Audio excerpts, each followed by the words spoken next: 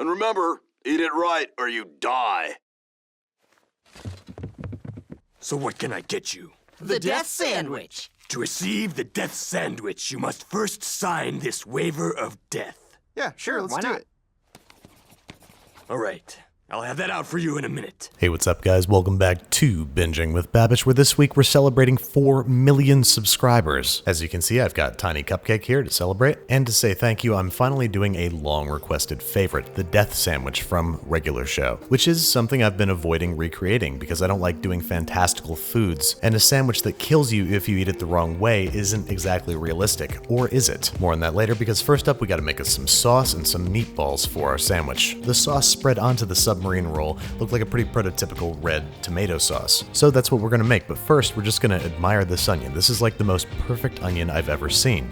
Cool, so we're gonna chop that in half and give it a fine mince. We don't want big old chunks of onion in our sauce, and we want it to give up as much flavor as possible during its short simmer. Now this ain't our first red sauce rodeo, this is everything we need to make it, plus a can of tomatoes of course. So let us bring things over to the stovetop. We're starting by heating a few tablespoons of olive oil over medium heat until shimmering, adding half our chopped onion and sauteing until soft and translucent, 3 to 5 minutes, and then crush in 3 garlic cloves, squeeze in 3 tablespoons of tomato paste, shake in maybe a half a teaspoon of dried oregano and a 1/4 teaspoon of dried red pepper flake. Saute those together until nice and fragrant, about 30 seconds to 1 minute, and then add our 28-ounce can of San Marzano tomatoes, along with maybe about a 1/4 can's worth of water. Then I want this sauce smooth and spreadable, so I'm going to mash it up good with a potato masher, and then add the final essential ingredient, a sprig of fresh basil. Then we're just going to keep this guy at a bare simmer over low heat for the next 45 to 90 minutes, until all the flavors have smoothed and rounded out and really gotten to know each other. Plus, it's the perfect amount of time to get started on our meatballs. Again, we've done meatballs on the show a million times before, so I'm trying things a little differently today. I'm starting by sauteing together the other half of my chopped onion and 2 cloves of crushed garlic. Then back over on the tabletop, I'm getting my herbs ready, a little bunch of parsley and a little bunch of basil. Remember, it's always easier to chop herbs if you sort of bunch them into a little ball before chopping without restraint or mercy. Once we've got our herbs nice and finely chopped, it's time to start putting things together. Into a large bowl they go, along with half a cup of ricotta, which is standing in for what would normally be heavy cream or buttermilk. Then I'm going to add the cooled onions and garlic, about a half cup of panko breadcrumbs, the zest of 1 lemon, and 1 large egg. Just give those a little cursory mix together before we almost forgot Parmesan cheese, about 2 ounces worth. And then lemon ricotta meatballs, I thought that might go best with ground pork, but I'm sure it would also go very nicely with chicken or turkey. We're just going to make sure that that is all homogeneous and then form into very large meatballs, because at the very least we need these to be proportionally correct with what we see on the show. Those are looking about right, so let's head on over to the stovetop, where we're going to heat a not insignificant amount of vegetable oil in our saute pan, add our meatballs, and brown for about 2 minutes on each side until they have some nice color to them. Then we're going to finish these guys in a 375-degree Fahrenheit oven for about 20 minutes until they register 165 degrees Fahrenheit and our sauce is done. We're going to make sure to season that with kosher salt and freshly ground pepper, of course, before we spread it on the bottom half of our submarine sandwich roll. Then atop of that goes some folded ham for some reason. We're just going to neatly stack those across the top of the sauce. I don't know whose idea this was. And then we are going to neatly line up our meatballs over top. We're going to go against all logic and instinct and not put cheese on this thing and top it up. And there you have it,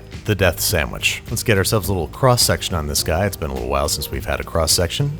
Not too impressive, but let's see how it tastes. Also not very impressive. These meatballs brought a lot of zazz to the party, but about the only risk to my life at this point is dying of boredom. But I think I know someone who can fix that and bring a real life or death edge to this sandwich. None other than acclaimed restaurateur and Iron Chef Masaharu Morimoto, who invited me to his restaurant here in New York to take a tangle with fugu, or poisonous pufferfish, which carries a poison that will absolutely kill you and for which there is no known antidote. Good. Cool. So, Masaharu Morimoto, thank you so much for coming on the show. No, thank Appreciate you for having it. me. Yeah, And welcome to Morimoto. so thank you very much. So you're a very intimidating person on television. I know how many Iron Chef in the world. Very few. And I'm very honored and proud. I have only one rule. No rule is my rule. So with that in mind, do you know what we intend to do with this fish today? We want to put it on a sandwich. I don't know. Essentially. Yeah. That's I don't know. Can you imagine any way that could be made good, that it could be made palatable? You know panko bread, right? Yeah. And then deep fry panko bread like a katsu. Okay. So this is a fugu. As you know, this fugu has a very strong poison Yes. called tetrodotoxin, or everything cleaned by Japan. the technicians. Okay. No blood, no guts, no nothing. This is a very safe part. Yeah. So let me ask you, Yeah. why? Like, is this such a great fish that it's worth taking such a mortal risk to eat? Okay, number one is dangerous. Yeah. People like kind of risk, right? Yeah. And then also, if this is a very, very cheap, no one interested. Yeah. Like a caviar is expensive, that's why, ooh. Yeah. Truffle is expensive, ooh, right? So if truffle and the caviar is cheap, Yeah. not many people interested about this. Is this expensive? This is very expensive. Oh, okay. Expensive. And also, meat, the texture is very nice. Well, I'm excited to try it. I've never had it before. Right, okay. And I hope that we're still alive tomorrow to talk about it. Oh yeah. Same thing as a fish. I wish I had knife skills like this. I can't cut anything like that. I'm doing this more than 40 years. Oh yeah, you know what you're doing. And So if you try this at home, no, take the skin off first. no. Actually, you cannot do this at home because you cannot get this. Okay, all right, don't do this at home. So even though you can't recreate this at home, here's how Chef does it. First, he slices the fish into impossibly thin sashimi, then plates it up with its own skin and dried fins, along with chives, shiso, ground radish with red pepper, daikon, ponzu sauce, and edible flowers. Sashimi and deep fry. Absolutely beautiful. Kentucky fried food. Kentucky fried food Morimoto. Eat whole thing. Dipping. Okay. How do you call this a texture? He's busy. Ooh, spicy. It was one of the best moments of my life, just then. Did you guys get that? This is a skin. Yeah. Okay. Here. Oh, it's good. It's like a gummy. More flavor. Yeah. A lot of flavor. Should I be concerned that you're not eating any? I do.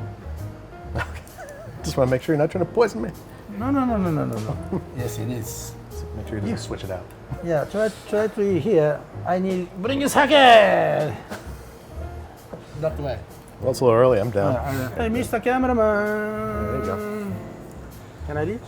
You have life insurance? Like a chicken, right? Oh, it's great. See. Yeah. I was a little scared to eat that, honestly. No. Not even because of the poison, like the fish skin and things But like that. if you can arrive there 6 years, 6 hours from here, that's no matter what. And go.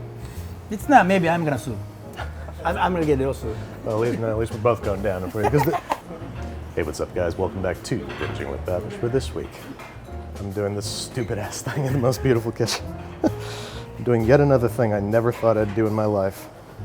And I'm making a meatball sandwich for Chef Morimoto.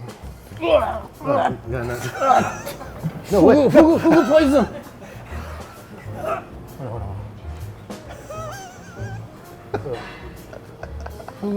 Fugu. Oh, thank you so much for doing this. I can't believe. And salt and pepper. Yes, absolutely. That's the key ingredient that's going to take this to the next level. Nice cold meatball sub.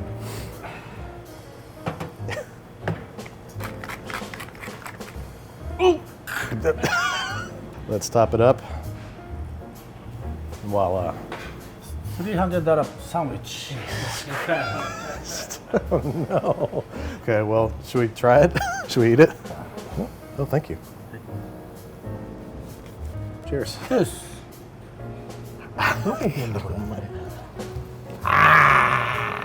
Okay. どこ食べたらパンしか食えんでパンしか。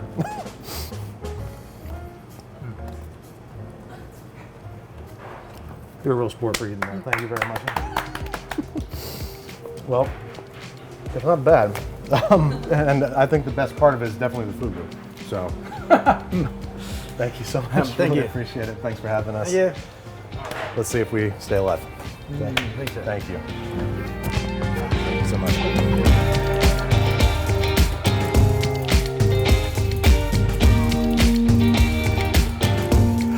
All right, we made it to Vegas. I'm pretty comfortable. How about you? I'm very comfortable.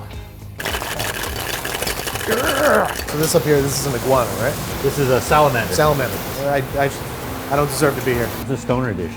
A little clumsy. It's like, I want to hang out with stoners to eat like Yeah. this. I don't have a thermometer, so we're just gonna Wing it. Get it. be lucky. Trying to top it, I can't do it. I would love to get you guys everything you need to make your YouTube channel and your